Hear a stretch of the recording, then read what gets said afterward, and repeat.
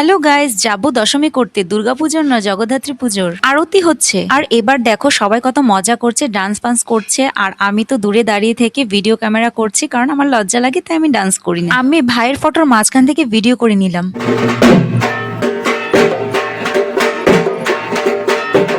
Guys, আমাকে সুন্দর লাগছে না? গাইস, এবার মাকে মণ্ডপ থেকে বের করছে বিদায়ের জন্য। বের করার পর আমি একটু মাকে প্রণাম করে নিলাম আর মনের ইচ্ছে কথা জানিয়ে দিলাম। মাকে দেখে খুব দুঃখ হচ্ছিল আমার।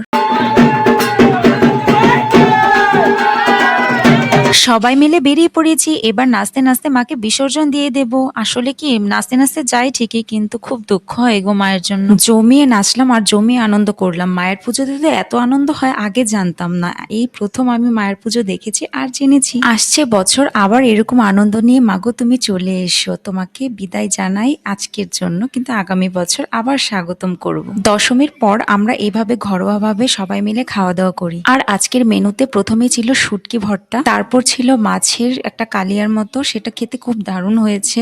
আর তারপর ছিল মাটন কষা। মাটন কষাটা মোটামুটি ভালোই হয়েছে। মাটন কষা না, মাটন ঝোল। আর লাস্টে ডাল দিয়ে খেয়ে তারপর উঠে পড়েছি। আসলে আমি মাংসটা ছেড়ে দিয়েছি, খাই না, কিন্তু কাকু বলেছে এটা নাকি প্রসাদ, প্রসাদ নাকি ফেলতে নেই, প্রসাদ খেতে হয়, তাই